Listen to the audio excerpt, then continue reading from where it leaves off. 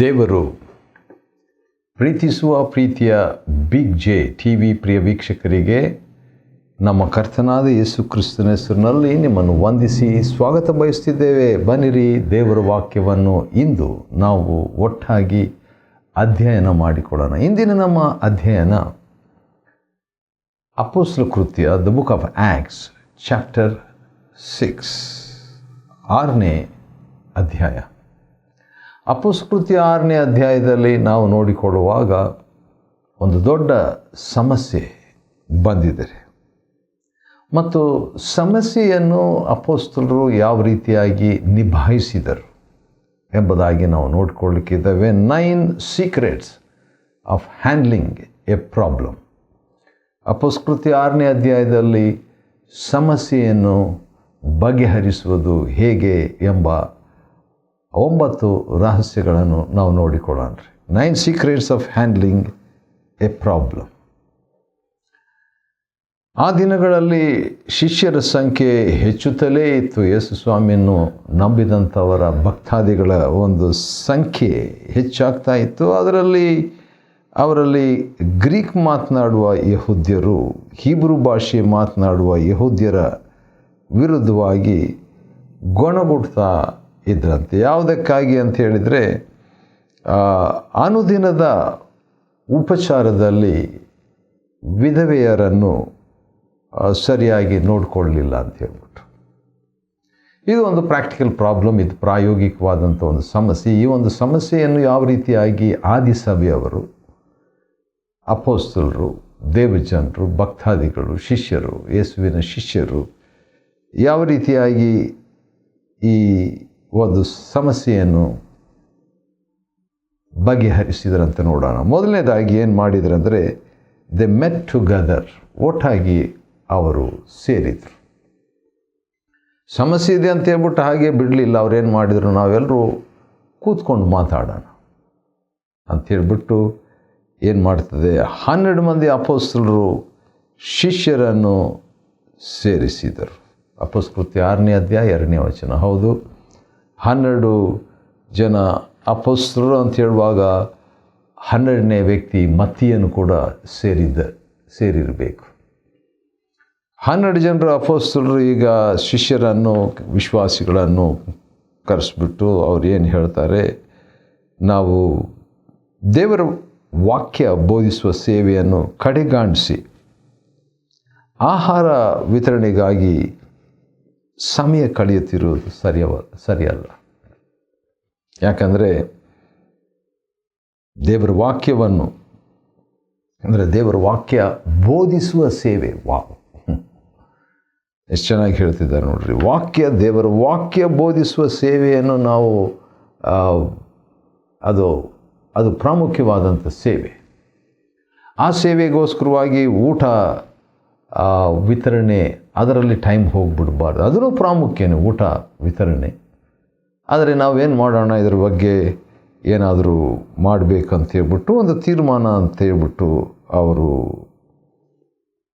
ತಗೊಳ್ಳಿಕ್ಕೆ ಸೇರಿ ಸಮಸ್ಯೆಯನ್ನು ಹೇಗೆ ಬಗೆಹರಿಸಿದ್ರಂತ ಹೇಳಿದರೆ, ಒಟ್ಟು ಸೇರಿಕೊಳ್ಳೋದರಿಂದ, ಸೇರಿ ಮಾತನಾಡೋದರಿಂದ.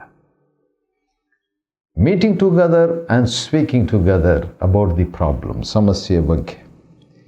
ಎರಡನೇದಾಗಿ ಅವರು ಕೆಲವು ಭಕ್ತಿವಂತರನ್ನು ಈ ಊಟ ಅಥವಾ ಆಹಾರ ವಿತರಣೆಗಾಗಿ ಆಯ್ಕೆ ಮಾಡೋಣ ಅಂತ ಹೇಳಿದ್ರಂತೆ. ಅವರೇನು ಹೇಳ್ತಿದ್ದಾರೆ, 6ನೇ ಅಧ್ಯಾಯ 3ನೇ ವಚನ, ಅಪೊಸ್ತಲ ಕೃತ್ಯ 6:3ರಲ್ಲಿ, ಸಹೋದರರೇ, ನಿಮ್ಮಲ್ಲಿ ಎಂಥವರು ಇರಬೇಕಂತ ಹೇಳಿದ್ರೆ, ಕೆಲವರು ಪವಿತ್ರಾತ್ಮ ಭರಿತರು, ಜ್ಞಾನವಂತರು, ಸಾಕ್ಷಿ ಹೊಂದಿರುವ 7 ಜನರನ್ನು ಆಯ್ಕೆ ಮಾಡಿರಿ. 7 ಪೀಪಲ್ ನೀವು ಆಯ್ಕೆ ಮಾಡಿರಿ. ಒಳ್ಳೆ ಸಾಕ್ಷಿ ಇರುವಂಥವರು, ಅಂದರೆ ಭಕ್ತಿವಂತರನ್ನು ಆಯ್ಕೆ ಮಾಡಿದ್ರು. ಊಟ ಬಡಿಸ್ಬೇಕು, ಊಟ ವಿತರಣೆ, ಆಹಾರ ವಿತರಣೆಗಾಗಿ ಯಾರಂದರೆ ಅದು ನಡೀತದೆ ಅಂತ ಅವರು ಅಂದ್ಕೊಂಡಿರಲಿಲ್ಲ. ಊಟ ವಿತರಣೆಗೆ ಎಂಥವರಾಗಿರಬೇಕು, ಪವಿತ್ರಾತ್ಮ ಭರಿತರಾಗಿರಬೇಕು. ಊಟ ವಿತರಣೆ ಮಾಡುವಂಥವ್ರು ಎಂಥವರಾಗಿರಬೇಕು, ಜ್ಞಾನವಂತರಾಗಿರಬೇಕು. ಊಟ ವಿತರಣೆ ಮಾಡುವಂಥವ್ರು ಎಂಥವರಾಗಿರಬೇಕು, ಇವೆರಡು ಸಾಕ್ಷಿಯನ್ನು ಹೊಂದಿದವರಾಗಿ ಇರಬೇಕು ನಿಮ್ಮ ನಡುವೆ ಅಂತ ಹೇಳ್ತಾರೆ. ಶಿಷ್ಯರು ಹೆಚ್ಚಾಗಿದ್ದರು, ಅವರ ನಡುವೆ ಈ 7 ಜನರನ್ನು ಆರಿಸ್ಕೊಳ್ರಿ ಅಂತ 12 ಅಪೊಸ್ತಲರು ಒಂದು ಒಟ್ಟು ಕೂಡಿ ಒಂದು ಆಲೋಚನೆಯನ್ನು ನೀಡಿದರು. ಅದು ಎರಡನೇದಾಗಿ ಸಮಸ್ಯೆಯನ್ನು ಬಗೆಹರಿಸುವಂಥದ್ದು, ಮೊದಲನೇದಾಗಿ ಒಟ್ಟು ಕೂಡುವಂಥದ್ದು, ಎರಡನೇದಾಗಿ ಕೆಲವರನ್ನು ಆರಿಸಿಕೊಳ್ಳುವಂಥದ್ದು ಭಕ್ತಿವಂತರನ್ನು, ಮೂರನೇದಾಗಿ ಅವರು ಏನು ಮಾಡಿದರು ಭಾಳ ಚೆನ್ನಾಗಿದೆ. ಅದೇ ಅಂದರೆ ನಾವು ಪ್ರಾರ್ಥನೆ ಮಾಡುವುದರಲ್ಲಿ ನಿರತರಾಗಿರ್ತೇವೆ, ಪ್ರಾರ್ಥನೆಯಲ್ಲಿ ನಿರತರಾಗಿರ್ತೇವೆ. ಒಂದು ಸಮಸ್ಯೆ ಬಂದಿದೆ, ದೊಡ್ಡ ಸಮಸ್ಯೆನೇ, ಯಾಕಂದರೆ ಭಾಳ ಜನರು ಇದ್ದಾರೆ. ಆ ಸಮಸ್ಯೆಯನ್ನು ಬಗೆಹರಿಸುವುದು ಹೇಗೆ?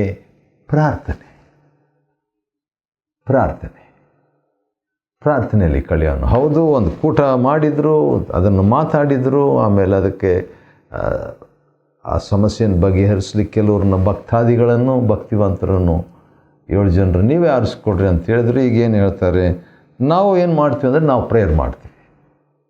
ಹೌದು, ಭಾಳ ಇಂಪಾರ್ಟೆಂಟ್ ಪ್ರಾರ್ಥನೆ ಸಮಸ್ಯೆಗೆ ಪರಿಹಾರ, ಮಹಾಪರಿಹಾರ. ಮತ್ತು ಅಷ್ಟೇ ಅಲ್ಲ, ಇನ್ನೊಂದು ಮಾತು ಹೇಳಿದರು ಅವರು, ನಾವು ಪ್ರಾರ್ಥನೆ ಮಾಡುವುದರಲ್ಲಿ ಅಷ್ಟೇ ಅಲ್ಲ, ದೇವರ ವಾಕ್ಯ ಬೋಧಿಸುವುದರಲ್ಲಿಯೂ ನಿರತರಾಗಿರುವೆವು. ಸಮಸ್ಯೆ ಇದೆ, ಇವರೇನು ಮಾಡ್ತಾರಂತೆ, ದೇವರ ವಾಕ್ಯ ಬೋಧಿಸ್ತಾರಂತೆ. ಹೌದು, ದೇವರ ವಾಕ್ಯ ಸಮಸ್ಯೆಯನ್ನು ಪರಿಹಾರ ಮಾಡ್ತದೆ. ಯಾಕಂತ ಹೇಳಿದ್ರೆ ದೊಡ್ಡ ಸಮಸ್ಯೆ ಇತ್ತು, ಭೂಮಿ ಬರಿದಾಗಿಯೂ ಕ್ರಮವಿಲ್ಲದೆಯೂ, ಹೌದು ಕತ್ತಲೆಯಾಗಿ ಉಳ್ಳದ್ದಾಗಿಯೂ ಇತ್ತು. ಆವಾಗ ಯೇಸು ಸ್ವಾಮಿಯ ಮೂಲಕವಾಗಿ ತಂದೆ ದೇವರು ಮಾಡಿದಂಥ ಒಂದು ಕೆಲಸ ಏನಂತ ಹೇಳಿದರೆ, ಬೆಳಕಾಗಲಿ ಅಂತ ಹೇಳಿದಾಗ ಏನಾಯಿತು? ಬೆಳಕಾಯಿತು. ಬೆಳಕಾಗಲಿ ಅಂತ ಹೇಳುವಂಥದ್ದು ದೇವರ ವಾಕ್ಯ. 3 ಸಮಸ್ಯೆಗೆ ಒಂದು ದೇವರ ವಾಕ್ಯ ಬಂದಾಗ ಏನಾಯಿತು? ಸಮಸ್ಯೆ ಪರಿಹಾರ ಆಯಿತು. ದೇವರ ವಾಕ್ಯವನ್ನು ನಮ್ಮ ಸಮಸ್ಯೆಗಳ ಮೇಲೆ ನಾವು ಘೋಷಿಸಬೇಕು, ಅರಿಕೆ ಮಾಡಬೇಕು, ಪೋಷಿಸಬೇಕು, ಆವರಿಸಬೇಕು, ಅರಿಕೆ ಮಾಡಬೇಕು, ಅದನ್ನು ಅಥವಾ ಮಾತಾಡಬೇಕು ಅಥವಾ ಆಜ್ಞಾಪಿಸಬೇಕು. ಹೌದು, 1-2 ವಾರಗಳ ಹಿಂದೆ ಒಂದು ದೊಡ್ಡ ಸಮಸ್ಯೆ ನಮ್ಮ ಕುಟುಂಬದಲ್ಲಿತ್ತು. ಯಾರಿಗೂ ಹೇಳಲಿಕ್ಕೂ ಕೂಡ ಆಗದಂಥ ಒಂದು ಪರಿಸ್ಥಿತಿ ಇತ್ತು. ಅಂಥ ಸಂದರ್ಭದಲ್ಲಿ ಸ್ಯಾಂಪಿ ಚಲದುರೆ ಅಯ್ಯನವರಿಗೆ ನಾನು ಭಾಷಾಂತರ ಮಾಡುವಂತೆ ಹೋಗಿದ್ದೆ. 2 ದಿನ ಅವರು ಮಾತಾಡ್ತಾ ಇದ್ದಾಗ ಒಂದು ಮಾತು ಹೇಳಿದ್ರು. ಅದೇನೆಂದರೆ, 2 ಲೋಕಗಳಿದೆ, ಅದೃಶ್ಯ ಲೋಕ ಮತ್ತು ದೃಶ್ಯ ಲೋಕ. ದೃಶ್ಯ ಲೋಕದಲ್ಲಿ ಸಮಸ್ಯೆ ತುಂಬಿದೆ, ಅದೃಶ್ಯ ಲೋಕದಲ್ಲಿ ದೇವರ ವಾಕ್ಯ, ದೇವರ ವಾಗ್ದಾನ, ದೇವರ ಆತ್ಮನು, ವಿಶ್ವಾಸ ತುಂಬಿ ಹೋಗಿದೆ. ಆದ ಕಾರಣ ನೀವು ದೃಶ್ಯ ಲೋಕದಲ್ಲಿರುವ ಸಮಸ್ಯೆಯನ್ನು ಬಗೆಹರಿಸಬೇಕಾದರೆ ಅದೃಶ್ಯ ಲೋಕದ ಮೂಲವನ್ನು, ಸಂಪನ್ಮೂಲವನ್ನು ಸದುಪಯೋಗ ಮಾಡಿರಿ ಅಂತ ಹೇಳಿದಾಗ ಭಾಳ ನಾನು, ಹೌದಲ್ವಾ, ದೊಡ್ಡ ಸಮಸ್ಯೆಯನ್ನು ನಾನು ಎದುರುಗೊಳ್ತಾ ಇದ್ದೇನೆ, ಹಾದು ಹೋಗ್ತಿದ್ದೇನೆ, ಅದನ್ನು ಪ್ರಯತ್ನ ಮಾಡೋಣ ಅಂತ ಹೇಳಿಬಿಟ್ಟು ಸ್ವಲ್ಪ ಮನಸ್ಸಿನಲ್ಲೇ ನಾನು ಅಂದುಕೊಂಡಾಗ ಏನಾಯಿತು, 3ನೇ ದಿನದೊಳಗೆ ಸಮಸ್ಯೆ ಬಗೆಹರಿಸಲ್ಪಟ್ಟಿತು. ವಾವ್, ಸಮಸ್ಯೆನೇ ಇಲ್ಲದೆ ಹೋಗ್ಬಿಡ್ತು, ಸಮಸ್ಯೆ ಪರಿಹಾರ ಆಯಿತು. ಅದೃಶ್ಯ ಲೋಕದ ಸಂಪನ್ಮೂಲ ದೇವರ ಸಹಾಯ ತಪ್ಪಿಕೊಂಡು ದೃಶ್ಯ ಲೋಕದಲ್ಲಿರುವಂಥ ಕುಟುಂಬ ಸಮಸ್ಯೆ ಅದನ್ನು ವ್ಯವಹರಿಸುವಾಗ ಸಮಸ್ಯೆ 3ನೇ ದಿನದಲ್ಲಿ ಹೊರಟು ಹೋಗ್ಬಿಡ್ತು. ಇದು ಜೀವಮಾನವೆಲ್ಲ ಇರುವ ಸಮಸ್ಯೆ ಅಂದ್ಕೊಂಡೆ ನಾನು. ಆದರೆ ದೇವರೇ ದೇವರ ವಾಕ್ಯದಿಂದ ಸಮಸ್ಯೆಯನ್ನು ಬಗೆಹರಿಸುವಂಥದ್ದು 4ನೇ ರಹಸ್ಯ. 6ನೇ ಅಧ್ಯಾಯ ಅಪೊಸ್ತಲಕೃತ್ಯದಲ್ಲಿ ಸಮಸ್ಯೆಯನ್ನು ಬಗೆಹರಿಸುವುದು ಹೇಗೆ ಅಂತ ಹೇಳ್ಬಿಟ್ಟು 9 ರಹಸ್ಯಗಳನ್ನು ನೋಡಿಕೊಳ್ತಾ ಇದ್ದೀವಿ. 1ನೇ ರಹಸ್ಯ ಒಟ್ಟಾಗಿ ಸೇರುವುದು, 2ನೇ ರಹಸ್ಯ ಭಕ್ತಿವಂತರು, 3ನೇ ರಹಸ್ಯ ಸತತ ಪ್ರಾರ್ಥನೆ, ನಿರಂತರವಾಗಿ ನಿತ್ಯವಾಗಿ ಪ್ರಾರ್ಥಿಸುವುದು, 4ನೇ ರಹಸ್ಯ ನಿತ್ಯವಾಗಿ ದೇವರ ವಾಕ್ಯವನ್ನು ಬಳಸುವುದು. ಐದನೇದಾಗಿ ನೋಡುವಾಗ ಸಮಸ್ಯೆಯನ್ನು ಪರಿಹಾರ ಮಾಡಬೇಕಾ? ಹಾಗಾದರೆ ಐದನೇ ಒಂದು ಪರಿಹಾರ ಅಥವಾ ಐದನೇ ಸೀಕ್ರೆಟ್ ಏನಂದರೆ, ಐದನೇ ವಚನದಲ್ಲಿದೆ, ಅವರು ಪೂರ್ಣ ನಂಬಿಕೆಯುಳ್ಳವನು. ಸ್ಟೆಫನನನ್ನು ಆರಿಸಿಕೊಳ್ತಾರೆ. ಅವನಿಗೇನಿತ್ತು? ಪೂರ್ಣ ನಂಬಿಕೆ ಇತ್ತು. ಇಲ್ಲಿ ಒಂದು ದೊಡ್ಡ ಸಮಸ್ಯೆ ಇದೆ, ಗೊಣಗುಟ್ಟುವಿಕೆ ಇದೆ, ಪ್ರಾಕ್ಟಿಕಲ್ ಆಗಿ ಊಟ ಸಮಸ್ಯೆ ಇದೆ, ಮತ್ತು ಎರಡು ಗ್ರೂಪ್ನವರು ಈಗೇನು ಎರಡು ಪಂಗಡದವರು ಈಗ ವಿಭಜನೆ ಆಗುವಂಥ ಒಂದು ಪರಿಸ್ಥಿತಿ ಇದೆ. ಅವಾಗೇನು ಎಂಥವ್ರನ್ನ ಆರಿಸ್ಕೊಂಡಿದ್ದಾರೆ? ಪೂರ್ಣ ನಂಬಿಕೆ ಅಥವಾ ಪೂರ್ಣ ವಿಶ್ವಾಸ ಇದ್ದ ವ್ಯಕ್ತಿಯನ್ನು ಆಯ್ಕೆ ಮಾಡಿಕೊಂಡ್ರು. Man full of faith. ಅದೇ ಸಮಸ್ಯೆಯನ್ನು ದೃಶ್ಯ ಲೋಕದಲ್ಲಿ, ಕಾಣುವ ಲೋಕದಲ್ಲಿ ಇರುವ ಸಮಸ್ಯೆಯನ್ನು ಬಗೆಹರಿಸಬೇಕಾದರೆ ಕಾಣದ ಲೋಕದಲ್ಲಿ ಇರುವಂಥ ವಿಶ್ವಾಸವನ್ನು, ಅದು ಸ್ವಲ್ಪ ಅಲ್ಲ ಪೂರ್ಣ ವಿಶ್ವಾಸ ಇತ್ತಂತೆ ಸ್ಟೆಫನ್ ಹತ್ರ. ಅದನ್ನು ಇಟ್ಕೊಳ್ಳುವಾಗ ಸಮಸ್ಯೆಯನ್ನು ಪರಿಹಾರ ಮಾಡಲಿಕ್ಕೆ ಸಾಧ್ಯ. ಅದು ಐದನೇ ರಹಸ್ಯ, fifth secret of handling problem. ಆರನೇದಾಗಿ ಸಮಸ್ಯೆಯನ್ನು ಯಾವ ರೀತಿಯಾಗಿ ಬಗೆಹರಿಸಿದರು? ಆರನೇದಾಗಿ ಏನು ಮಾಡಿದರು? ಮತ್ತೆ ಅವರು ಪ್ರಾರ್ಥನೆ ಮಾಡಿ, ಪ್ರಾರ್ಥನಾಪೂರ್ವಕವಾಗಿ ಆಯ್ಕೆಯಾದವರ ಮೇಲೆ ಹಸ್ತಗಳನ್ನಿಟ್ಟು ನೇಮಿಸಿದರು. ಅದನ್ನೇ 6ನೇ ಅಧ್ಯಾಯ 6ನೇ ವಚನ ಪುಸ್ತಕದಲ್ಲಿ ನಾವು ನೋಡ್ತೇವೆ. ಸೊ ಪ್ರೇಯರ್ಫುಲ್ ಅಪಾಯಿಂಟ್ಮೆಂಟ್, ಪ್ರಾರ್ಥನಾಪೂರ್ವಕವಾಗಿ ನೀನು ಇದನ್ನು ಮಾಡು, ಇದನ್ನು ಮಾಡು ಅಂತ ಹೇಳ್ಬಿಟ್ಟು 7 ಜನರನ್ನು ಆಯ್ಕೆ ಮಾಡಿ, ದೊಡ್ಡ ಒಂದು ಸಭೆ. ಅಂಥ ಸಂದರ್ಭದಲ್ಲಿ 7 ಜನರು ಸಾಕು. ಅಪೊಸ್ತಲರು ಆ ರೀತಿಯಾಗಿ ಆಯ್ಕೆ ಮಾಡಿದ್ರು. ಕೆಲವು ಸಾರಿ ನಾನು ಕೂಡ ಅದನ್ನೇ ಮಾಡ್ತೀನಿ. ಆದರೆ ನಾನು ಮಾಡುವಂಥ ಸ್ಟೈಲ್ ಸ್ವಲ್ಪ ವ್ಯತ್ಯಾಸವಾಗಿದೆ. ಅದೇನೆಂದರೆ, ಸಮಸ್ಯೆ ಇದೆ, ಸಮಸ್ಯೆ ಇದ್ದಾಗ ನಾನು ನನ್ನ ಒಂದು 20-30 ಜನರಿಗೆ ವಾಟ್ಸಪ್ನಲ್ಲಿ ಪ್ರಾರ್ಥನೆಯ ವಿಷಯವಾಗಿ ಹೇಳಿಕೆಯನ್ನು ಕಳಿಸ್ಕೊಡ್ತೇನೆ. ನಂಬಿಗಸ್ತರಾಗಿರುವಂಥ ಕೆಲವರು, ನನಗೆ ಹತ್ತಿರವಾಗಿರುವಂಥ ಕೆಲವರು, ದೀರ್ಘಕಾಲವಾಗಿ ನನ್ನ ಜೊತೆಯಲ್ಲಿದ್ದಂಥವರು, ಅವರಿಗೆ ಪ್ರಾರ್ಥನೆ ವಿಷಯವನ್ನು ಕಳಿಸ್ಕೊಡ್ತೇನೆ. ಪ್ರಾರ್ಥನೆ ಮಾಡಿರಿ ಎಂಬುದಾಗಿ ಬೇಡಿಕೆ ಮಾಡಿಕೊಳ್ತೇನೆ. ನಾನು ಪ್ರಾರ್ಥನೆ ಮಾಡ್ತೀನಿ. ಆ ರೀತಿಯಾಗಿ ಪ್ರಾರ್ಥನೆಗಾಗಿ ಕೆಲವರನ್ನು ನೇಮಿಸಿ, ಪ್ರೇಯರ್ ಮಾಡಿರಿ ಅಂತ ನೇಮಿಸಿ, ಆಗಾಗ ಅನುದಿನವೂ ಕೆಲವು ಸಾರಿ ಆ ಮಾಹಿತಿಯನ್ನು ಕೊಡ್ತಾ ಇರ್ತೇನೆ ರೀ. ಹೌದು, ಆ ರೀತಿಯಾಗಿ ಇತರರ ಸಹಾಯವನ್ನು, ನಂಬಿಗಸ್ತರ, ನಂಬಿಕೆ ತುಂಬಿದವರ, ಪವಿತ್ರಾತ್ಮ ಭರಿತರಾಗಿರುವಂಥವರ ಸಹಾಯ ತೆಗೆದುಕೊಳ್ಳುವಂಥದ್ದು ಶಾಸ್ತ್ರಾಧಾರವಾದದ್ದು. It's scriptural to take the help of spirit filled, full of faith people to help in our problems. 7ನೇದಾಗಿ 6ನೇ ಅಧ್ಯಾಯ ಅಪೊಸ್ತಲ ಕೃತ್ಯದಿಂದ ನಾವು ಅಧ್ಯಯನ ಮಾಡಿಕೊಳ್ತಾ ಇರುವಾಗ ಯಾವ ವಿಷಯ ಅಧ್ಯಯನ ಮಾಡಿಕೊಳ್ತಿದ್ದೇವೆ ಅಂತ ಹೇಳಿದರೆ, ಒಂದು ಸಮಸ್ಯೆ ಇತ್ತಂತೆ. ಆ ಸಮಸ್ಯೆಯನ್ನು ಬಗೆಹರಿಸೋದು ಹೇಗೆ ಅಂತ ಹೇಳ್ಬಿಟ್ಟು 9 ರಹಸ್ಯಗಳು ನಾವು ಅಪೊಸ್ತಲ ಕೃತ್ಯ 6ನೇ ಅಧ್ಯಾಯದಿಂದ ನೋಡಿಕೊಳ್ತಾ ಇದ್ದೇವೆ. ಅದರಲ್ಲಿ ಈಗಾಗಲೇ 6 ರಹಸ್ಯಗಳು ಮುಗಿತು. ಮತ್ತು ಈ 6 ರಹಸ್ಯಗಳಲ್ಲಿ ಒಂದೊಂದಾಗಿ ನಾವು ನೋಡಿದ್ದೇವೆ. ಈಗ ಇನ್ನೂ ಕೂಡ ಕೆಲವು ರಹಸ್ಯಗಳನ್ನು ನಾವು ನೋಡಿಕೊಳ್ಳೋಣ ಬನ್ನಿರಿ.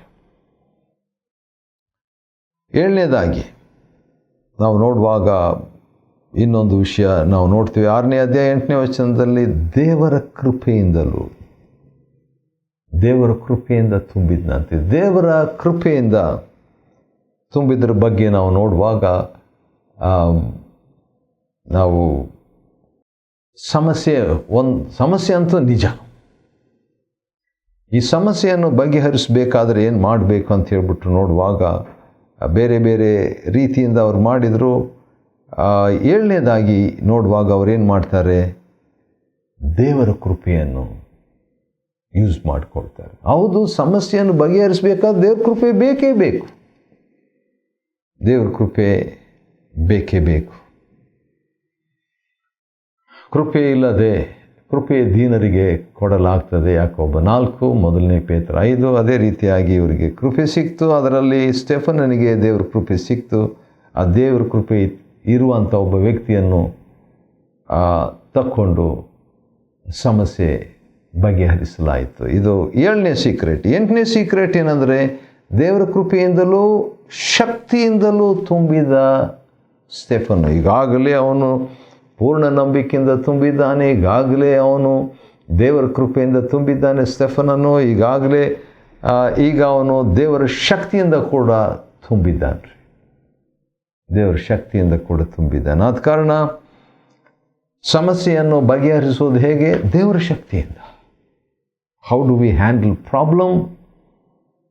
By the grace of god and also by the power of god. ದೇವರ ಶಕ್ತಿಯಿಂದ. 8 ಆಯ್ತಲ್ವಾ? ಸಮಸ್ಯೆಗಳನ್ನು ಬಗೆಹರಿಸೋದು ಹೇಗೆ ಅಂತ ಹೇಳ್ಬಿಟ್ಟು 9 ರಹಸ್ಯಗಳಲ್ಲ, ಅದನ್ನು 10 ರಹಸ್ಯಗಳನ್ನು ಮಾಡಿಬಿಡಣ್ರಿ. ಯಾಕಂದರೆ ಇನ್ನೊಂದು ರಹಸ್ಯಗಳು ಕೂಡ ಇದೆ. 9ನೇದಾಗಿ ಜ್ಞಾನ, ವಿಸ್ಡಮ್.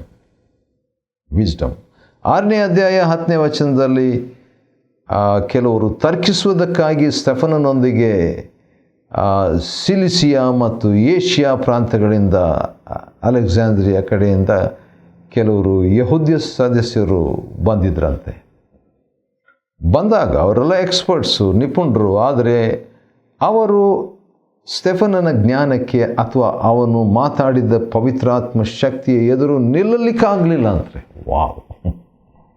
ಹಾಗಾದರೆ ಜ್ಞಾನ ಬೇಕು. ಇದು 9ನೇ ರಹಸ್ಯ. ಯಾಕಂತೇಳಿದರೆ ಈ ರೀತಿಯಾಗಿ ಸಮಸ್ಯೆಗಳು ಬಗೆಹರಿಸಬೇಕಾದ್ರೆ ಏನು ಮಾಡಬೇಕು? ಸಮಸ್ಯೆಗಳು ಇರ್ತವೆ, ಆದರೆ ಅದನ್ನು ಬಗೆಹರಿಸಬೇಕಾದ್ರೆ ದೈವಿಕ ಜ್ಞಾನ, ಡಿವೈನ್ ವಿಸ್ಡಮ್. ಈ ದೈವಿಕ ಜ್ಞಾನ ನಮಗಿರುವುದಾದರೆ ಅದು 9ನೇ ರಹಸ್ಯ, 9th ಸೀಕ್ರೆಟ್. ಇನ್ನೊಂದು ಕೂಡ ಬಹುಶಃ ನಾವು ನೋಡ್ಬೋದು. ಅದೇನಂತ ಹೇಳಿದ್ರೆ, ಭಾಳ ಜನರು ಸುಳ್ಳು ಸಾಕ್ಷಿಗಳು ಇವರೆಲ್ಲ ಹೇಳ್ತಾ ಇದ್ದಾಗ ವಿರುದ್ಧ ಸಾಕ್ಷಿಯನ್ನು ಹೇಳ್ತಾ ಇದ್ದಾಗ 15ನೇ ವಚನದಲ್ಲಿ ನಾವು ನೋಡುವಾಗ, ನ್ಯಾಯ ಸಭೆಯಲ್ಲಿ ಕುಳಿತುಕೊಂಡಿದ್ದವರೆಲ್ಲರೂ ಸ್ಟೆಫನನ ಮುಖವನ್ನೇ ನೋಡ್ತಾ ಇದ್ದಾಗ ಅವನ ಮುಖವು ದೇವದೂತನ ಮುಖದಂತೆ ಕಾಣಿಸಿತು. ಇದು ಸಮಸ್ಯೆಯನ್ನು ಬಗೆಹರಿಸೋದು ಹೇಗೆ ಅನ್ನೋದಕ್ಕೆ ನಾನು 9 ಅಂತ ಸ್ಟಾರ್ಟ್ ಮಾಡಿದೆ. ಈಗ 10ನೇದರಿಂದ ಮುಗಿಸ್ತಿದ್ದೀನಿ. ಯಾಕಂತ ಹೇಳಿದ್ರೆ ಇದು ಕೂಡ ಒಂದು ರಹಸ್ಯ ಅಂತ ಹೇಳ್ಬೋದು. ಅದೇನಂತ ಹೇಳಿದ್ರೆ, ದೇವರ ಮೆಚ್ಚುಗೆ, ದ ಫೇವರ್ ಆಫ್ ಗಾಡ್ ಅವನ ಮುಖದಲ್ಲಿ ಕಾಣಿಸ್ತಂತೆ. ಹೌದು, ಒಬ್ಬ ವ್ಯಕ್ತಿ ಸಮಸ್ಯೆಯಲ್ಲಿ ಇರುವಾಗ ಅದು ಸಹಜ.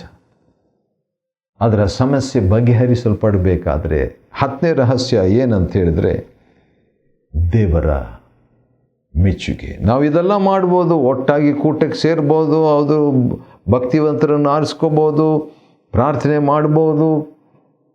ಹೌದು, ಪೂರ್ಣ ವಿಶ್ವಾಸ ಇಟ್ಕೊಳ್ಳುವಂಥದ್ದು, ಪೂರ್ಣ ಕೃಪೆ, ಪೂರ್ಣ ಶಕ್ತಿ, ಜ್ಞಾನ ಇವೆಲ್ಲ ಇರಬೇಕು. ಆದರೂ ಕೂಡ ನಾವು ಇದನ್ನೆಲ್ಲ ಹೊಂದಿದ ಮೇಲೆ ದೇವರ ಒಂದು ಮೆಚ್ಚುಗೆ, ದ ಫೇವರ್ ಆಫ್ ಗಾಡ್.